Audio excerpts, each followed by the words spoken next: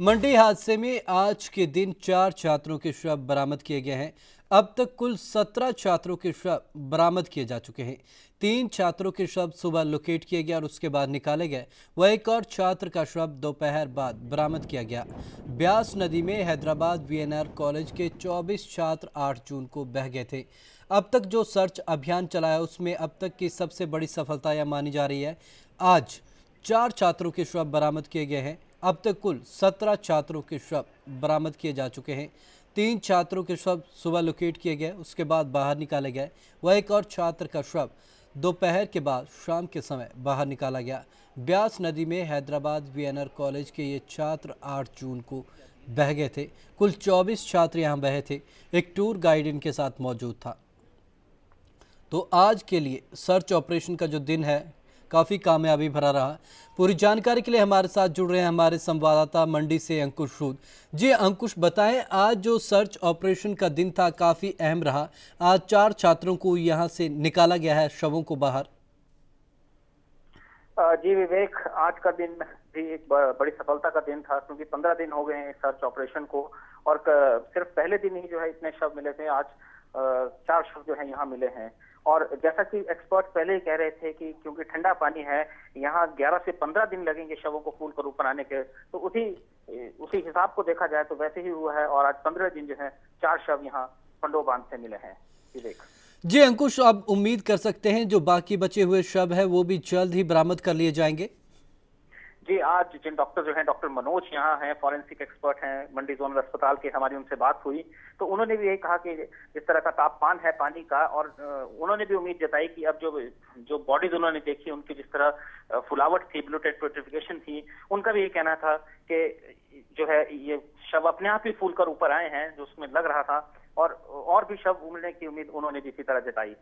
विवेक जी अंकुश, आपसे जानना चाहेंगे अब जो सर्च ऑपरेशन का दायरा है कितना बढ़ा दिया गया है और सर्च ऑपरेशन में अब कितने जवान अब तक मौजूद हैं? इस सर्च ऑपरेशन में अब भी करीब 300 जवान लगे हुए हैं। इसमें आर्मी, एनडीआरएफ, एसएसबी, आईटीबीपी के जवान लगे हुए हैं। और सर्च जो है वो मंडी पंडो बांध से लेकर, जो घटनास्थल है वहां से लेकर पोंग बांध तक जो है सभी थानों को सतर्क किया गया है। और वहां तक पूरी सर्च जो है, और ब्यास नदी के तट जितना है ये 150 किलोमीटर लंबा, इस पर सब पर कड़ी निगरानी रखी जा रही है। विवेक जी अंकुश, आपसे यहाँ पर हम बात करना चाहेंगे जो मंडी के मंडलायुक्त की यहाँ पर रिपोर्ट आई है उसमें काफ़ी गंभीर जो मुद्दे हैं वो उठाए गए हैं, काफ़ी अहम सुझाव वहाँ पर दिए गए हैं। उस रिपोर्ट में साफ तौर पर कहा गया है कि पर्यटकों को हिमाचल में आने से पहले ही आगाह कर देना चाहिए। तो कहीं ना कहीं आपको लग रहा है कि राज्य सरकार इन बातों को लेकर गंभीर है? अगर आप देखें तो वो काफी लंबे समय से, जब से कश्मीर प्रॉब्लम शुरू हुई है 1984 से, तब से ही जो है यहाँ पर्यटकों की आवाजाही बढ़ी है। और हिमाचल में जो मेन इंडस्ट्री है, लोगों का व्यवसाय है, काफी जो लोग जो हैं वो इस टूरिज्म इंडस्ट्री से ही जुड़े हैं। लेकिन हैरानी की बात है कि आज तक टूरिज्म को लेके कोई भी विशेष पॉलिसी प्रदेश में नहीं है। और इतनी बड़ी घटना होने के पीछे जब कारणों की जांच हुई तो ये भी लगा कि कहीं ना कहीं टूरिस्ट को सचेत नहीं किया गया है। कहीं भी ऐसा नहीं है कि जो बाहर से ट्रैवल एजेंट ऑपरेट करता है उसे एक लोकल एजेंट होना अनिवार्य है। अगर शायद इस तरह के जो स्टेप्स हैं वो कहीं भी नहीं लिए जाते हैं। और जिस तरह मंडलायुक्त ने सिफारिश की है कि मोबाइल कंपनीज जो हैं वो जिस तरह अपना वेलकम मैसेज देती हैं, अगर वो थोड़ा सा चेतावनी का मैसेज भी दें तो वो काफी इस दिशा में मददगार साबित होगा। विवेक अंकुश, आपसे जानना चाहूँगा क्योंकि आप इस सर्च ऑपरेशन में खुद शामिल रहे हैं, आपने तमाम जो कवरेज खुद किया है, तो उसके बाद से आपको लग रहा है कि क्या वाकई ही प्रशासन ने अब कुछ कड़े कदम यहाँ पर उठाए हैं? मुख्यमंत्री आए थे और उन्होंने भी देखा कि किस तरह खनन माफिया ने जिस तरह घटना हुई है वहां से लेकर पंडो बांध तक मात्र 15 किलोमीटर में ही करीब 7 सड़कें जो हैं वो बनी हुई थी अवैध खनन के लिए, या लोगों की अपनी आवाजाही के लिए, फिर भी वो खनन के लिए इस्तेमाल हो रही थी। उसी दिन जो है मुख्यमंत्री ने आदेश दिए थे इन सड़कों को बंद करने के लिए, और प्रशासन ने भी इसमें उतनी ही मुस्तैदी दिखाई और मात्र 2 से 3 दिन में ही उन पर कंटीली तारे लगाकर जो है इन सभी रास्तों को बंद कर दिया था। साथ ही इसमें सूचना पट्ट भी लगा दिए गए थे। तो अब काफी जो है इसमें इंप्रूवमेंट हुई है। लेकिन अगर आप देखें तो आज भी जो है काफी लोग जो है, पर्यटक जो हैं वो इस चीज से बेखबर हैं और नदी के तट पर जाकर आज भी फोटो खिंचवा रहे हैं। विवेक अंकुश, आपसे जानना चाहूँगा कि इस घटना के बाद क्या 2-3 बार जब पानी का जल स्तर बढ़ाया गया तो क्या जो आदेश दिए गए हैं, जिस तरीके के सुझाव दिए गए हैं उन पर अमल किया गया? हालांकि इस बार जो मंडलक की रिपोर्ट में सुझाव दिया गया है कि कुछ सरकारी वाहन हैं जो लगातार इस चीज़ को प्रसारित करें और इंश्योर करें कि जब पानी छोड़ा गया है तो कोई भी वाहन, व्यक्ति नदी के आसपास ना हो। जी, वाहन जो है इस तरह से हमें नजर नहीं आए हैं इसके बाद से, लेकिन पंडो बांध की अगर हम बात करें तो पिछले कई वर्षों से 1977 से जो है बीएसएल प्रोजेक्ट चल रहा है। यहाँ जब भी ज्यादा पानी छोड़ा जाना होता है तो प्रशासन को, चाहे वो मंडी का है, कांगड़ को, उनको सूचित भी करते हैं। और हमने स्वयं देखा है कि यहाँ जो है पब्लिक रिलेशन की गाड़ियां और गाड़ियां हायर करके लाउड स्पीकर से अनाउंसमेंट की जाती है और ब्यास के तट खाली भी करवाए जाते हैं। लेकिन इस तरह की लार्जी प्रोजेक्ट में अभी तक हमें ऐसा कुछ देखने में सामने नहीं आया है। विवेक जी अंकुश, तमाम जानकारी के लिए आपका बहुत बहुत धन्यवाद। तो ये थे हमारे मंडी से संवाददाता अंकुश सूद जो बता रहे थे कि आज 4 छात्रों के यहाँ पर शव निकाले गए हैं। अब तक की काफ़ी बड़ी सफलता मानी जा रही है। अब उम्मीद की जा सकती है कि जल्द ही जो बाकी बचे हुए शव हैं वो भी निकाल लिए जाएंगे।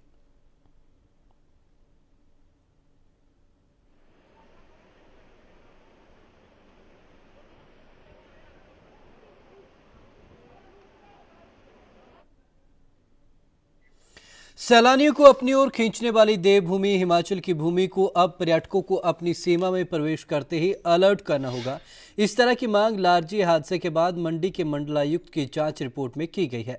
15 सूत्री इस रिपोर्ट में ऐसी घटनाओं को फिर से रोकने के लिए महत्वपूर्ण सिफारिशें की गई हैं। सबसे अहम बात जो कही गई है उसमें पर्यटकों को हिमाचल की सीमा में प्रवेश करते ही उन्हें अलर्ट सुविधा उपलब्ध करवाना है। जैसे उन्हें चिताया जा सके कि पहाड़ की सर्पीली सड़कों पर ड्राइविंग कैसे करें, बरसात के दौरान नदियों और खड्डों के समीप जाना कितना असुरक्षित होगा। जानकारी में नदियों में पानी छोड़ने से संबंधित तमाम सूचनाएं इसमें शामिल हो। बीएसएनएल के साथ साथ दूसरी दूरसंचार कंपनियां ऐसी अलर्ट सुविधा प्रदान कर सकती हैं। पानी छोड़ने से आधा घंटा पहले यह सुनिश्चित करना जरूरी है कि नदी के किनारे कोई भी पर्यटक, ग्रामीण या वाहन खड़ा ना हो। पूरी सुरक्षा से निश्चिंत होने के बाद ही पानी छोड़ने की प्रक्रिया शुरू होनी चाहिए। इसके लिए 1 या 2 वाहन पब्लिक एड्रेस सिस्टम से सुसज्जित हों। उन्हें ऐसे स्थलों पर तैनात करना आवश्यक है। यही नहीं, पूरी व्यवस्था के लिए स्टाफ पहले से ही तय होना चाहिए जो इस पूरी प्रक्रिया के लिए उत्तरदायी होंगे। नदियों और खड्डों के किनारे जितने भी अवैध सड़कें या स्ट्रक्चर हैं उन्हें हटाया जाना व बंद करना लाजमी होना चाहिए।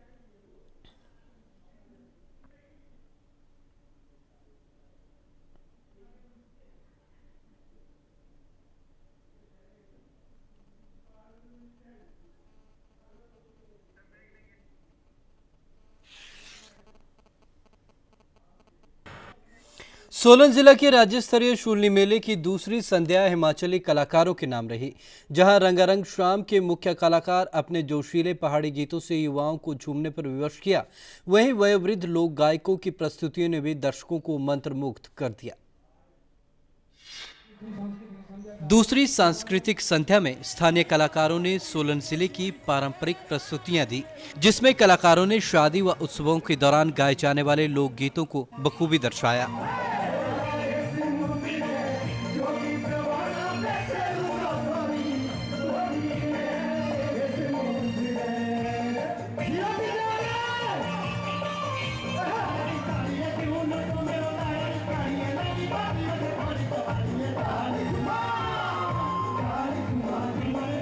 संध्या का शुभारंभ सामाजिक एवं न्याय अधिकारिता मंत्री कर्नल धनीराम शांडिल द्वारा दीप प्रज्वलित कर किया गया। इस अवसर पर मुख्य अतिथि को शॉल और टोपी पहनाकर सम्मानित किया गया। इस रंगारंग शाम के मुख्य कलाकार पहाड़ी कलाकार विकी चौहान, नीलम शर्मा, रीना ठाकुर और काकू चौहान सहित प्रदेश भर के गायक कलाकारों ने खूब रंग जमाया। विकी चौहान की नाटियों ने खूब धूम मचाई और दर्शकों को खूब नचाया।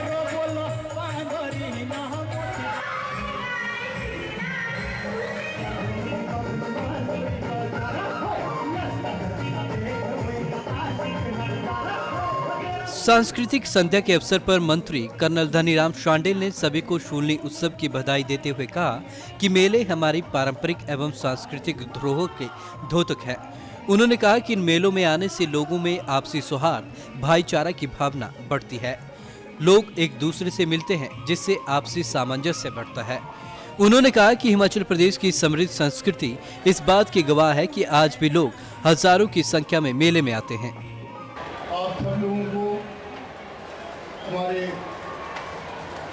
बहुत ही महान नेता और छठी बार बने मुख्यमंत्री राजा वीरभद्र जी की ओर से बहुत बहुत शुभकामनाएं देना चाहता हूँ। इस अवसर पर कल किसी कारणवश आपके बीच में नहीं आ सके और चूँकि ये समय आप लोगों को भाषण देने का नहीं, मैं इतना कहना चाहूँगा कि हम सब लोग इस मेले का आनंद लें और इससे भाईचारे और आपस में मिलने की जो भावना मिलती है उसको और यहाँ की संस्कृति को बनाए रखें और आपस के प्यार को बनाए रखें। आपको मेरे की बहुत बहुत शुभकामनाएं। सोलन से मनोज शर्मा के साथ Vivek Sharma, day and night news. हकों की लड़ाई के लिए मजदूरों को एक होकर लड़ना होगा तथा श्रम शक्ति को कम करने के लिए उद्योगपति और दूसरी ताकतें लगातार प्रयास करती हैं। इस बात का खुलासा सीटू नेताओं ने झाकड़ी के ऑडिटोरियम में मजदूरों को संबोधित करते हुए किया। 1500 मेगावाट की नाथपा झाकड़ी परियोजना के झाकड़ी ऑडिटोरियम में परियोजना मजदूरों का महासम्मेलन हुआ। इसका विधिवत उद्घाटन सीटू के जिला अध्यक्ष बिहारी सेवगी ने किया। इस अवसर पर किन्नौर के नाथपा से लेकर झाकड़ी तक के मजदूर संगठनों के प्रतिनिधि उपस्थित हुए। सालाना सम्मेलन में नई कमेटी का भी गठन किया गया। इस दौरान मजदूरों ने मजदूरी से जुड़ी कई समस्याएं रखी और कहा कि खासकर जल विद्युत परियोजनाओं में श्रम कानूनों का उल्लंघन हो रहा है। इसके लिए संगठित होने पर बल दिया गया। सम्मेलन को संबोधित करते हुए सीटू जिला अध्यक्ष बिहारी सेवगी ने कहा कि जब तक मजदूर संगठित नहीं होगा उनका शोषण होता रहेगा। उन्होंने कहा कि समान काम का समान वेतन मिलना चाहिए और मजदूर की न्यूनतम दिहाड़ी 10,000 होनी चाहिए। सेवगी ने कहा कि देश में उद्योगपतियों की हक से जुड़े कायदे कानून बनाए जाते हैं ताकि बड़े घराने और अमीर होते जाएं। इसलिए मजदूर वर्ग को ध्यान देना है कि संसद में वो ही व्यक्ति जाएं जो मजदूर की पीड़ा को समझते हों। बैठक में अनिल सोनी, राजेंद्र व नरेंद्र सिंह आदि ने भी अपने विचार रखे। उन्होंने कहा कि मजदूरों की कई समस्याएं हैं जिन्हें एकता से ही लड़ा जाएगा। अब तक भी परियोजना क्षेत्रों में हक मजदूरों को एकता से ही मिला है। तौर तरीका है कि हर साल में हम यूनियन का सम्मेलन करेंगे। एक साल के लिए नई कमेटी जो चुन के आएगी उसके लिए काम देंगे कि आपने एक साल में ये करना है, जिसमें हमारे मुख्य रूप से है कि जो ठेका प्रथा इस देश में ख़त्म होना चाहिए और जो यहाँ के जो ठेका मजदूर उसको रेगुलर करें, क्योंकि ये 12 महीने काम है। ये ऐसा काम नहीं कि जो इसमें ठेके पर देना पड़े। 12 महीने काम है तो उनको रेगुलर करे और समान काम का समान वेतन चाहिए। इनको ग्रेच्युटी, पेंशन, सारी स्कीमें हम सरकार से मांग रही है और भारत सरकार से भी है कि ठेका प्रथा यहाँ ख़त्म करे पार्लियामेंट और इनको रेगुलर करे। ये हमारी मुख्य ड्यूटी। सीटू के जिला अध्यक्ष बिहारी सेवगी ने बताया कि मजदूरों की कई समस्याओं को सालाना सम्मेलन में रखा गया है और इस दौरान नई कमेटी का भी गठन किया गया। रामपुर से विश्वेश्वर नेगी के साथ Vivek Sharma, day and night news. पूर्व केंद्रीय मंत्री और अंबाला से विधायक विनोद शर्मा ने आज अंबाला में एक पत्रकार वार्ता कर अपनी नई पार्टी का ऐलान कर दिया। शर्मा ने अपनी पार्टी का नाम जन चेतना पार्टी रखा है। शर्मा ने आगामी विधानसभा चुनावों में हरियाणा की 90 विधानसभा सीटों से अपने प्रत्याशी उतारने का भी ऐलान किया है। पूर्व केंद्रीय मंत्री एवं अंबाला से विधायक विनोद शर्मा ने अंबाला में एक पत्रकार वार्ता के दौरान हरियाणा में लॉन्च होने वाली अपनी नई पार्टी के नाम का खुलासा किया। हरियाणा में पूर्व गृह मंत्री गोपाल कांडा के बाद पार्टी लॉन्च करने वाले विनोद शर्मा कांग्रेस के दूसरे विधायक हैं। पूर्व केंद्रीय मंत्री एवं अंबाला से विधायक का आज अंबाला पहुंचने पर कार्यकर्ताओं ने बड़ी ही गर्मजोशी के साथ स्वागत किया। कार्यकर्ताओं से बातचीत के बाद विनोद शर्मा मीडिया से रूबरू हुए। मीडिया से बातचीत के दौरान विनोद शर्मा ने बताया कि वह लगभग 45 विधानसभा क्षेत्रों में अपनी नई कार्यकारिणी घोषित कर चुके हैं और जल्द ही 90 की 90 विधानसभा क्षेत्रों में कार्यकारिणी बना दी जाएगी। विनोद शर्मा ने प्रदेश की सभी सीटों पर अपने प्रत्याशी खड़े करने का भी ऐलान किया। हमें जो नाम मिला है, जो नाम मतलब अप्रूव हुआ है, वो जन चेतना पार्टी के नाम से मिला। जन चेतना के नाम से पार्टी शुरू करेंगे। जन चेतना के नाम से ही प्रक्रिया शुरू हुई। देखिए 90 पूरी हों कह नहीं सकते हैं, लेकिन most of the 90 seats, may be 80, may be 85, may be 88, तो आई कांट कमिट के 90 की 90 होंगी, लेकिन 90 की मोस्ट ऑफ द सीट्स पे हम लड़ेंगे और ज़्यादातर सीटें 80 भी हो सकती हैं, 85 भी, 1-2 की इधर हो जाए, लेकिन अभी संभावना यही है कि सब सीटों पे लड़ेंगे। पत्रकार वार्ता के दौरान पंडित विनोद शर्मा ने हुड्डा सरकार को गोहाना रैली में युवाओं को रोजगार देने की बात याद दिलाते हुए चेताया कि अगर सरकार ने इस बार चहेतों को नौकरी देने की बात की तो वह हर तरह से इसका विरोध करेंगे और इस सिस्टम को बर्दाश्त नहीं करेंगे। मेरा ये मानना है कि ये महज घोषणा है। ये स्वाभाविक है कि अगर उसी प्रक्रिया को अपनाएंगे, पहले एडवर्टाइज किया जाएगा, फिर 1 महीने का टाइम दिया जाएगा, फिर इंटरव्यू की डेट्स दी जाएंगी और इंटरव्यू की डेट्स देने के वक्त तक चुनाव की घोषणा हो जाएगी और चुनाव की घोषणा के बाद आचार संहिता का बहाना बनाकर ये कहा जाएगा कि हमने तो नौकरियां देनी थी, हमारा तो मन था, लेकिन अब क्योंकि चुनाव डिक्लेयर हो गए हैं,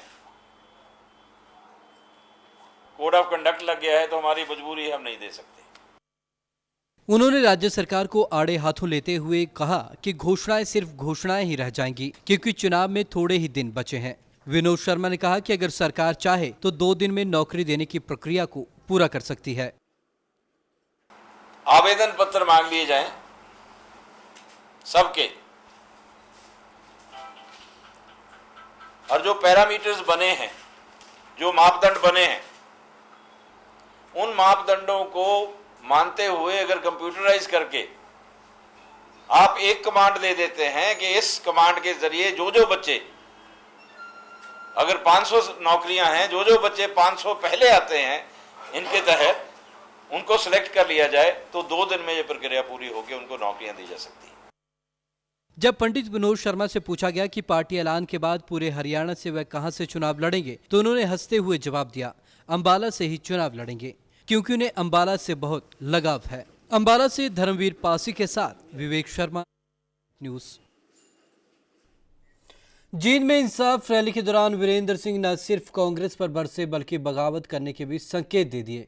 उन्होंने साफ साफ कहा कि अगर कांग्रेस हाईकमान आगामी विधानसभा चुनाव भूपेंद्र सिंह हुड्डा के नेतृत्व में लड़ाती है तो वह कांग्रेस पार्टी के लिए चुनाव नहीं लड़ेंगे। यही नहीं, उन्होंने ऐलान किया कि आगामी 1 महीने के अंदर हिसार या कैथल से वे एक राज्य स्तरीय रैली कर हरियाणा की राजनीति में एक बड़ा धमाका करेंगे।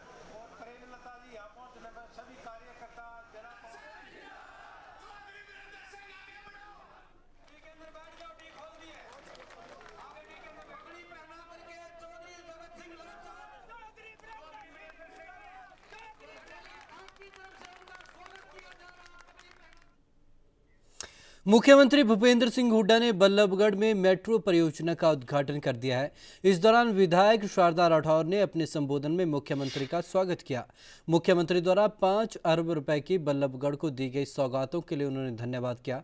मंच पर विधायक रघुवीर सिंह तिवतिया, विधायक आनंद कौशिक, मंत्री शिवचरण शर्मा भी मौजूद रहे।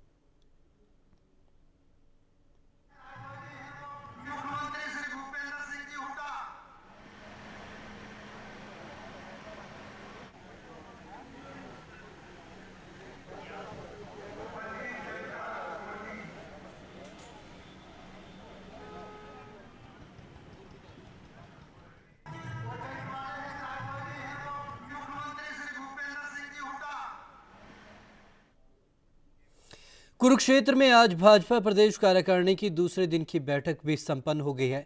बैठक में भाजपा के साथ गठबंधन और विधानसभा चुनाव पर चर्चा होने की संभावना थी, मगर यहां गठबंधन को लेकर कोई चर्चा नहीं हुई और ये साफ नहीं किया गया कि आखिरकार गठबंधन चलेगा या नहीं चलेगा।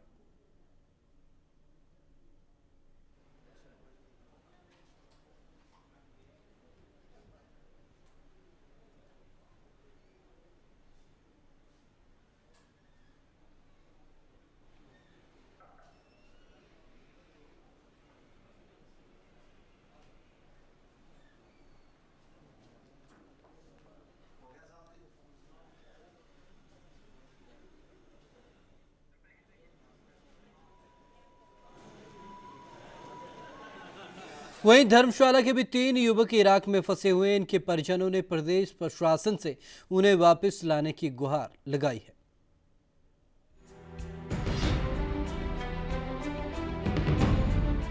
हिमाचल प्रदेश में कांगड़ा जिले के धर्मशाला के 3 युवक इराक में फंसे हुए हैं।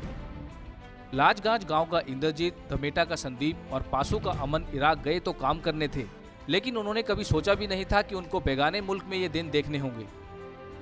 तीनों के परिजनों ने कांगड़ा के उपायुक्त से मुलाकात की और अपने बच्चों को वहां से सकुशल निकालने की गुहार लगाई है। अमन और इंद्रजीत एक निजी कंस्ट्रक्शन कंपनी में बीते 9 महीने से काम कर रहे हैं, लेकिन वहां बिगड़े हालात के बाद उनसे उनके परिजनों का संपर्क नहीं हो पा रहा। वहीं कांगड़ा के डीसी ने उन्हें इस मामले में हर संभव मदद का आश्वासन दिया है। इराक में इस वक्त अकेले हिमाचल से 20 से ज्यादा नौजवान फंसे हुए हैं, जिन्हें केंद्र सरकार वहां से निकालने की कोशिशों में लगी हुई है। हालांकि डिप्लोमेटिक चैनल से प्रयास जारी है, लेकिन अभी तक सफलता मिलती नहीं दिख रही।